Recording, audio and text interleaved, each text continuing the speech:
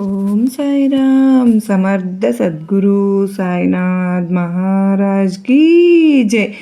మన సాయి బిడ్డలందరికీ నమస్కారం అండి.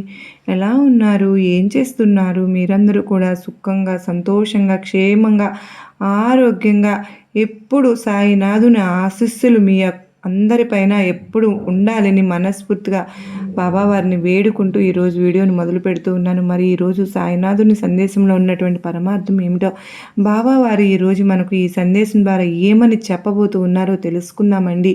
ఇప్పుడే కనుక కొత్తగా మన ఛానల్ చూస్తున్నారా? ప్లీజ్ అండి, దయచేసి ఛానల్ని సబ్స్క్రైబ్ చేసుకుని వీడియోకి చిన్న లైక్ ఇచ్చి సపోర్ట్ అయితే చేయండి ఫ్రెండ్స్. అలాగే వీడియోను ఎక్కడ కూడా స్కిప్ చేయకుండా చివరి వరకు కనుక చూసేటటువంటి ప్రయత్నం అయితే చేయండి. అప్పుడే మీకు పూర్తిగా అర్థమవుతుంది.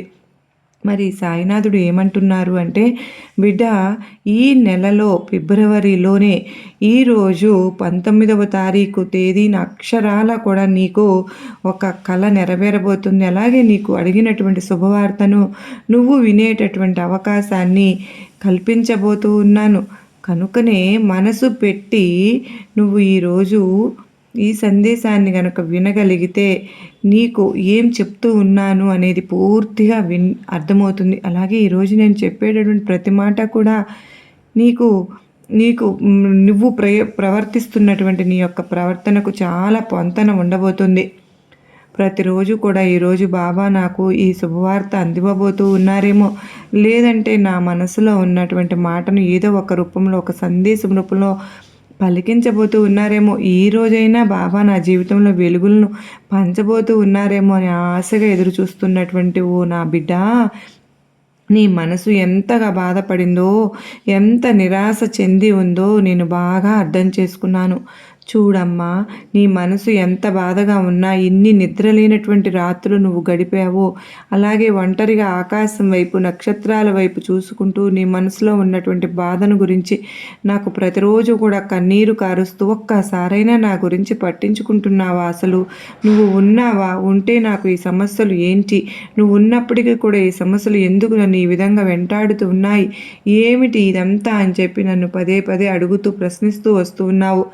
నీ యొక్క ప్రతి ప్రశ్నకు కూడా ఈరోజు తప్పకుండా నేను జవాబు ఇస్తాను. చూడు, నీ గెలుపు అనేది ఎలా ఉంటుందో తెలుసా? అందరికీ కూడా ఆదర్శప్రాయం కాబోతుంది. అయితే కాస్త కఠినమైనటువంటి నీ పోరాటాన్ని నువ్వు ఒంటరిగా చేయవలసి ఉంటుంది. కాసేపు కేవలం కొన్ని రోజులు మాత్రమే ఈ కష్టాలన్నీ కూడా కాసేపటికి కరిగిపోయేటటువంటి మంచులాగా నీ కష్టాలన్నీ ఒకదాని తరువాత ఒకటి కరిగిపోతాయి. కాబట్టే ఓపికతో ఉండు. నిన్ను వాడుకున్న వాళ్లకు నిన్ను వేడుకునే విధంగా అటువంటి పరిస్థితి తీసుకొస్తాను. అలాగే చాలా రోజుల నుంచి నువ్వు నన్ను అడిగావుగా, నిన్ను అన్యాయం చేసిన కొంతమంది వ్యక్తులకు బుద్ధి చెప్పమని. తప్పకుండా అదే జరుగుతుంది. చూడు, నువ్వు దేని గురించి బాధపడవలసిన అవసరం లేదు. అలాగే అతిగా ఆలోచించవలసిన అవసరం లేదు. కుటుంబ బరువు బాధ్యతలతో విసిగి వేసారి ఉన్నావుగా. నీకంటూ ప్రత్యేకమైనటువంటి స్థానాన్ని కల్పించుకోలేకపోతూ ఉన్నావు. నీ ఇష్టాలన్నీ కూడా పక్కన పెట్టి కుటుంబం కోసం ఎన్నో త్యాగాలను చేశావు. కనీసం ఇష్టమైనటువంటి తిండిని కూడా తినలేదు. ఇష్టమైనటువంటి బట్టను కూడా కట్టుకోలేదు. ఏ రోజు కూడా ప్రత్యేకించి చెప్పాలంటే నీ గురించి నువ్వు ఆలోచించుకోనేలేదు. అయితే ఒక మగవాడు కుటుంబ బరువు బాధ్యతల గురించి ఎలా అయితే ఆలోచిస్తూ ఉంటాడో, ప్రతి ఒక్క విషయాన్ని కూడా చాలా జాగ్రత్తగా పరిశీలిస్తూ ఏ నిర్ణయాన్ని ఎప్పుడు తీసుకోవాలనేది 1-2 సార్లు ఆలోచించి, కుటుంబ పరిస్థితిని బట్టి ఏ విధంగా అయితే అన్ని విషయాల్లో కూడా వారి మనసును చంపుకుని, ఇష్టాలను కూడా చంపుకొని వదిలేసుకుని ఉంటారో, అలాగే నువ్వు కూడా నీ మౌన పోరాటాన్ని చేస్తూ వచ్చావు. నీ కుటుంబంలో అన్ని విధాలుగా కూడా నువ్వే ఒక పెద్ద మూలస్తంభంలా మారావు. అందరి గురించి నువ్వే ఆలోచిస్తావు, కానీ నీ గురించి పట్టించుకునే వాళ్ళు లేరని బాధపడుతున్నావు కదా. చూడు, ఏం కావాలి అనేది నీకు బాగా తెలుసు. ఎవరికి ఏం కావాలి, ఎవరికి ఏ ఫుడ్ కావాలి, అలాగే ఎవరి మంచి చెడులు ఎలా చూసుకోవాలి, ఇవన్నీ కూడా నిజంగా నీకు తప్ప ఇంకెవ్వరికి కూడా తెలియదు. నిజం చెప్పాలి అంటే అసలు నువ్వు లేకపోతే కుటుంబంలో ఉన్నవారు ఏమైపోతారో అన్నట్లుగా ఉంటుంది జీవితం. ఇక నువ్వు బాగా ఈ మధ్య కాలంలో ఎక్కువగా భయపడిపోతూ ఉన్నావు. అంత భయం ఎందుకు? తల్లి, ఎల్లప్పుడూ కూడా నేను చూస్తూ నీ కుటుంబాన్ని రక్షిస్తూ ఉన్నానుగా. నా కోసం పరుగు పరుగున ఆలయానికి రావాల్సినటువంటి అవసరం లేదమ్మా. ఒక్క మాట నన్ను పిలిస్తే చాలు, నేనే నీ ముందుకు వస్తాను. అసలు నన్ను నా గురించి నువ్వు ఎక్కడెక్కడో వెతకడం ఏమిటి? నీ ఇంట్లో నీ మనసులో నువ్వు ప్రతిరోజు నీవు నా ఫోటో పెట్టుకుని చక్కగా పూజ చేసుకుంటూ ఉన్నావుగా, అక్కడే నేను కొలువై కూర్చుని ఉన్నానమ్మా. చాలా భయపడిపోతున్నావు, అధైర్యపడిపోతున్నావు, పీడకలలు వస్తున్నాయి, నన్ను పట్టి పీడిస్తున్నట్లుగా అనిపిస్తుంది, నీకు నా మనసుకు ఏమీ కూడా ప్రశాంతత లేదు అని అనుకుంటూ ఉన్నావుగా. నీ కోసం అటువంటప్పుడు ఏదో ఒక రూపంలో తారసపడుతూనే ఉన్నాను. నీ మనసులో నన్ను తలుచుకోకపోయినా నా మాటలు నీకు వినిపిస్తూనే ఉన్నాయి, అయినా నువ్వు గమనించుకోవడం లేదు. ఎందుకు అంటే నీ మనసులో ఏర్పడినటువంటి అపనమ్మకం, దుఃఖం, ఇవన్నీ కూడా నిన్ను నా దగ్గరకు చేరనివ్వడం లేదు.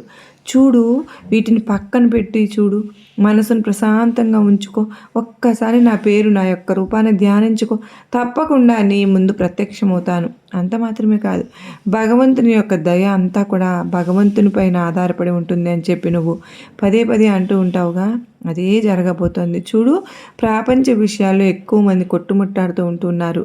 వారి కర్మ ఫలితాలను, అంటే వారు చేసుకున్నటువంటి కర్మ ఫలితాలను అనుభవిస్తూ ఉన్నారు. కానీ అన్ని రకాలైనటువంటి కర్మ ఫలితాలను నువ్వు అనుభవించేశావు.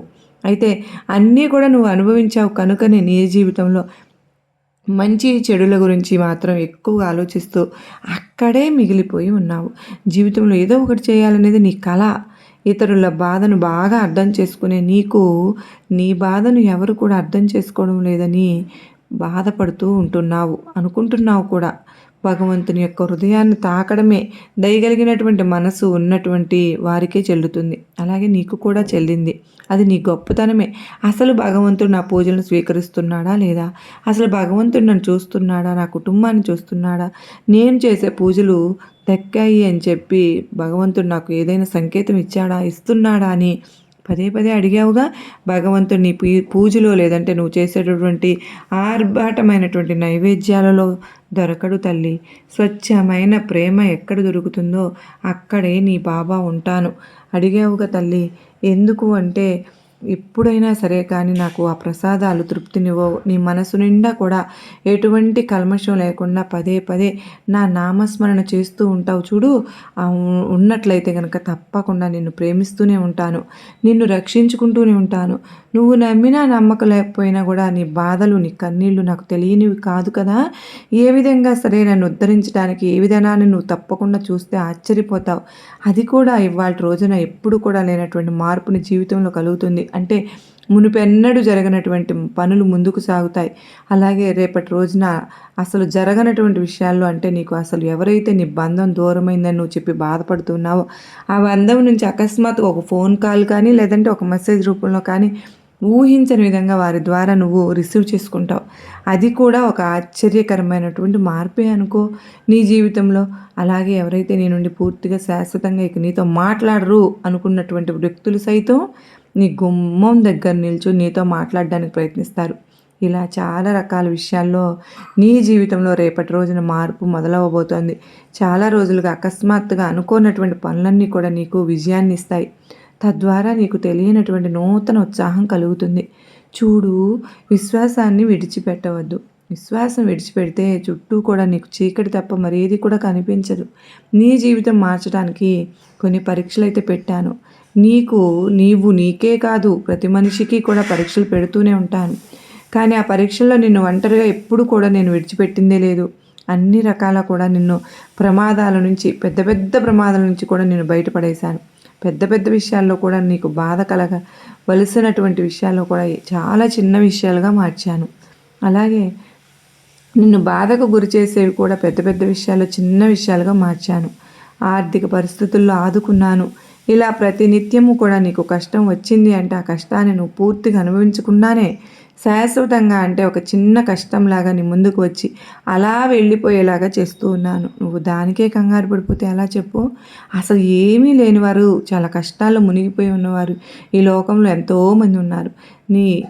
నీ యొక్క అడుగులు జారినటువంటి ప్రతి క్షణం నేను పట్టుకునే ఉన్నాను. నీ హృదయం విరిగిపోయినా కూడా నేను ముడిపెట్టాను. నువ్వు ఒక్కసారి నన్ను పిలిస్తే చాలు, నేను ఎప్పుడు కూడా నీ తలుపు తట్టడానికి సిద్ధంగానే ఉంటాను. ఒక్క ఉదుటున నీ ముందుకు వస్తాను. నువ్వు నన్ను ఒక్కసారి పిలిస్తే చాలు, ఎన్నోసార్లు నేను పలుకుతూనే ఉంటాను. నేను నీకు మార్గం చూపించడానికి ఎప్పుడు కూడా సిద్ధంగా ఉంటానని నేను ఎన్నోసార్లు చెప్పాను. నీకు బాగా తెలుసు నాపై నమ్మకం పెట్టుకుంటే నేను ఎప్పుడు కూడా నమ్మకాన్ని వ్యర్థం చేసుకోను అని. నేను నీ చుట్టూనే ఉన్నాను, నీ మనసులో ఉన్నాను. ఒక్కసారి కళ్ళు మూసుకొని నా రూపాన్ని ఒక్కసారి గుర్తు చేసుకో. ఇప్పుడే నీ కళ్ళ ముందు నేను ఉన్నట్లుగా నీకు అనిపించకపోతే అప్పుడు అడిగి చూడు. బిడ్డ, నీ జీవితం సులభంగా నీకు దొరకలేదమ్మా, కానీ నువ్వు ఎంచుకునేటటువంటి మార్గం మాత్రం చాలా కష్టతరంగా ఉంటుంది. అది నువ్వు చేసేటటువంటి పనిలోనే ఉంటుంది. ఈరోజు నువ్వు నవ్వాలి అనుకుంటే నవ్వవచ్చు, లేదా నా జీవితం ఎప్పుడు ఇలాగే ఉంటుందని చెప్పి నిరాశ చెందాలని చెప్పి నీ మనసు కనిపిస్తే ఈ రోజున మొత్తం కూడా నీ మనసు నిరాశగానే ఉంటుంది. కనుక ఈరోజు నేను నిద్ర లేచింది మొదలు సాయంత్రం పడుకునేంత వరకు ఎన్ని కష్టాలు వచ్చినా, ఎన్ని సమస్యలు వచ్చినా, ఎంతమంది నన్ను చూసి అవహేళన చేసినా, ఎవరు ఏమనుకున్నా సరే కానీ నా జీవితం నాదే. అలాగే నేను ఎప్పుడు కూడా సంతోషంగానే ఉంటాను. ఉండాలనుకుంటున్నానని చెప్పి నీకు నువ్వుగా చెప్పుకో. నీ మనసుకు నువ్వే నచ్చజెప్పుకో. అందరితో పలకరించినా పలకరించకపోయినా నువ్వే ఎదుటి వాళ్ళని పలకరించు. ఎదుటివారితో గౌరవంగా మాట్లాడు. పోయింది ఏమీ లేదు కదా. ఎవరైనా నిన్ను చూసి ఎగతాళి చేశారా? చేసినా అవహేళన చేసినా సరే వారి ఎగతాళి పాలవుతారు వాళ్ళే మళ్ళీ. ఎవరైనా నిన్ను మోసం చేసినా సరే చివరకు వారికి కూడా మోసమే దక్కుతుంది. కనుక నీకు ఏదైనా సరే కానీ ఏది దక్కలేదు, నన్ను అడుగు. ఏ బంధం నిన్ను దక్కించకుండా చేశాను? నన్ను అడుగు. కొన్నిసార్లు మీరు చేసుకున్నటువంటి పొరపాట్ల వలన కొన్ని అలా మీ దగ్గరకు వచ్చి వెళ్ళిపోతూ ఉంటాయి. అవి తప్ప భగవంతుడు మీకు ఇవ్వనటువంటి జీవితం ఏముంది చెప్పు. మరి నిన్ను ఏమాత్రం ఎప్పుడు కూడా నేను నిర్లక్ష్యం చేసి చూడలేదు కదా, చూడను కూడా. నువ్వు నాపై భారం వేశావు కదా, నీ భావాలను మాటలను అన్నీ కూడా నాతోనే పంచుకుంటూ ఉంటావు. మరి అటువంటప్పుడు నీపై ఏ విధమైనటువంటి నిర్లక్ష్యం నేను ఎందుకు చూపను కదా. ఇక నీకు నచ్చకపోతే ఏదైనా కానీ వదిలేసి వెళ్ళిపోతూ ఉంటావు.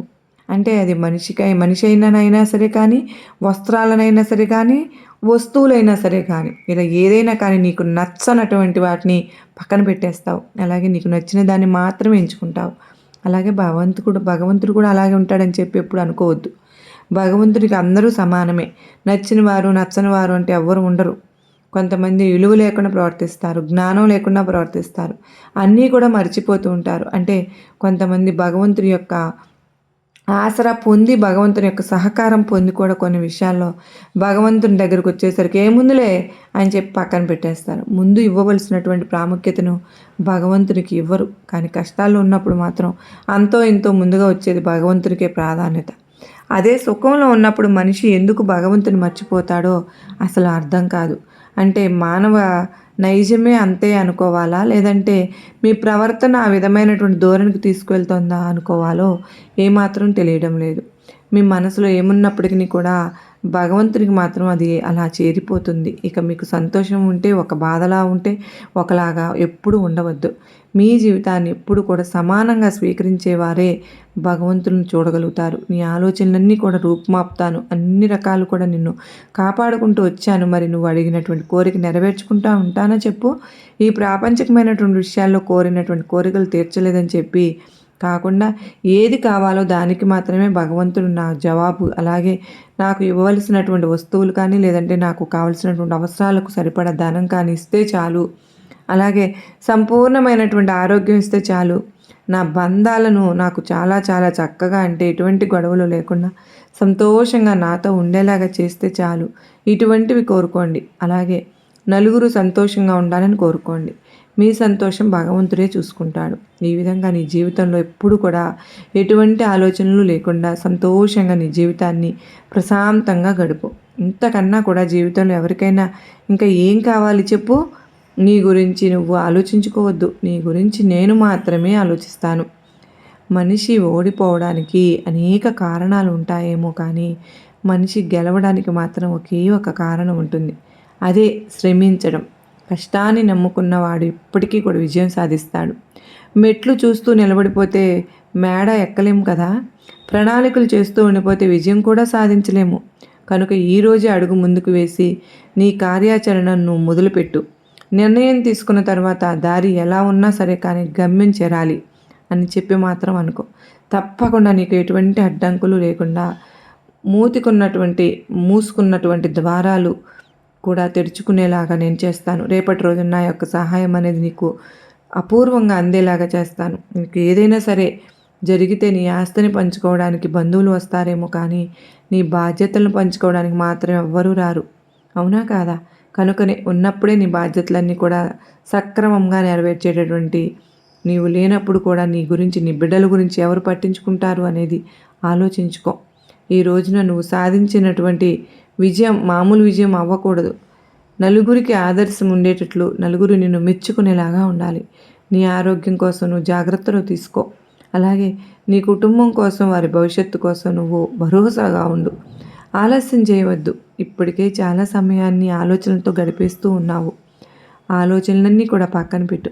నీ కొత్త జీవితాన్ని రేపటి నుంచినే మరలా పెట్టు. చాలా అద్భుతంగా, అందంగా నీ కలలు, ఆశలు అన్నీ కూడా నెరవేరేలాగా నేను ఎప్పుడూ కూడా నీకు తోడుగా ఉంటాను. ఇది నా మాటగా గుర్తుపెట్టుకో.